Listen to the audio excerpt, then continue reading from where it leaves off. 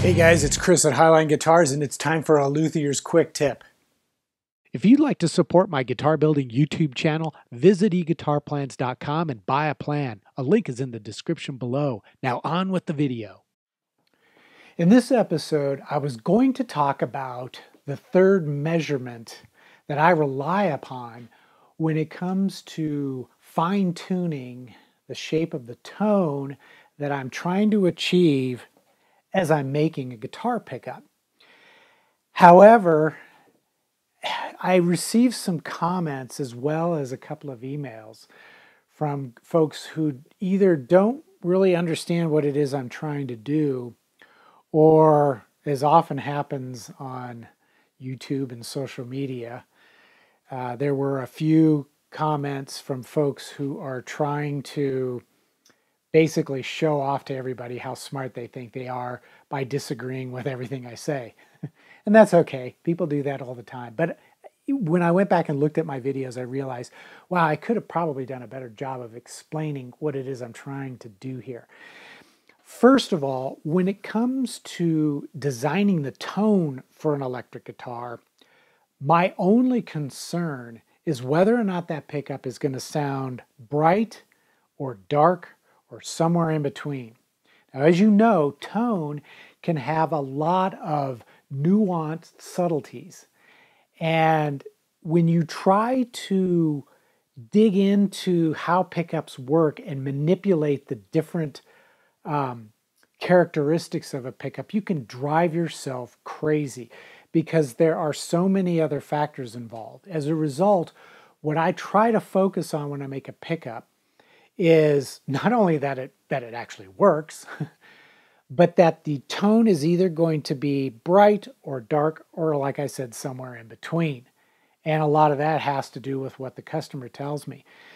But as far as getting those or achieving those nuanced subtleties, I tend to rely, or I let the customer rely on manipulating other factors that can contribute to the way the tone sounds.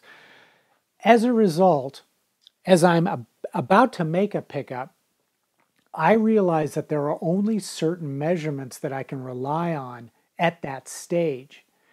There are a lot of measurements that you can make on a guitar pickup. The problem is some of the measurements cannot be conducted until after the pickup is done. So, in truth, a lot of those measurements only matter when you're trying to explain to somebody what the finished pickup sounds like. But if someone comes to you and says, I want you to make a pickup that's going to sound, a good, strong bass, noticeable mid-range, crisp, sharp, clear treble, you really can only go so far with the measurements that we can take in the very beginning. And it can get you pretty close to where you want to be. But that last little bit, you have to rely on manipulating other factors later on after the pickup has been installed into the guitar. So I rely on the measurements that I have already described in the last two episodes, as well as the one that I will probably be describing in the next episode, because I'm not going to have time to do it today. But I rely on, as I said in the first episode, DC resistance as a way to predict a specific resistance number, and that can tell me how to wind the coil, what gauge of wire, the type of insulation, and how many turns. Then I rely on inductance in order to determine whether the pickup is going to be a bright sounding pickup or a dark sounding pickup. And that's really the most important ones that I can rely on as I'm making the pickup. And then as I do the final assembly, when I start to make decisions about the magnets that I'm going to use, that's when I will use the third measurement. And I'll give you a little spoiler alert here. It's gauge, and I use gauge, but I use gauge in conjunction with my understanding of the material composition of the magnets. And you'll understand more about what I'm talking about when I get to that episode next week where I'm going to discuss this. But I'm going to hopefully help you to see how different magnets and different Gauss levels can affect the tone.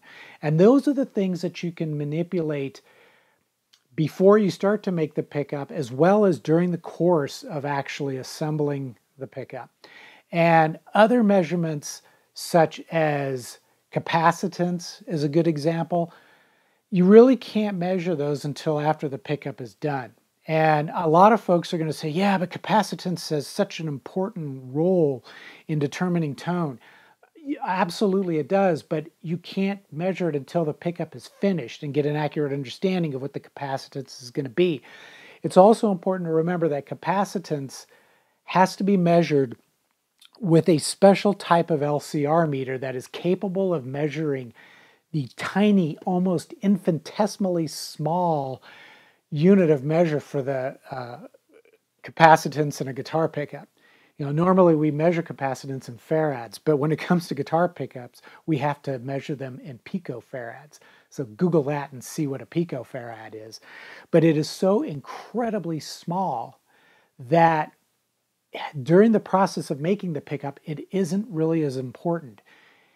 Once you have made the pickup and measure the capacitance, the only way that you can change it is to rewind and remake the pickup. It's not like you can start out and say, I want to hit a specific picofarad measurement in my capacitance, and that's what I want to wind to, because your chances of hitting it are almost nil.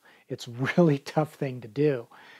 And if you measure a pickup once it's done and it has, let's say, 60 picofarad capacitance, if you were to rewind that pickup to try to push it up to, say, 100 picofarad, I really don't think you're going to be able to tell the difference. So when you consider how much effort you would have to put into changing the capacitance of the pickup, plus the amount of money you're going to have to invest in the type of LCR meter that is capable of measuring picofarads in a guitar pickup, in the capacitance, you will quickly realize it's not that, well, it's important, but it's not that important. It's something that you can use later on to help explain to somebody what the tone of the pickup is. But as far as using capacitance early on in the fabrication process, it's not something that's easy to do, so I typically don't do it. I just rely on the DC resistance, the inductance, and then the Gauss of the magnets, combined with the composition of the magnets, but more on that next week. So I hope this video makes sense. I know what I'm thinking in my head, but it's just hard to get it out there in such a way that it's easy for folks to understand. But when I make a pickup, I just want to concern myself with the factors that I can manipulate during the process of making the pickup, not afterwards. So hopefully that makes sense. If you have any comments or questions, post them down below. And here, the usual drill. If you don't subscribe, hit the subscribe button, the bell icon for notification. If you want to support my channel and like what I do, head over to guitarplans.com and purchase a guitar plan or an assembly manual for the tools that I use. And as always, take care, stay safe, keep testing negative, and I'll see you soon.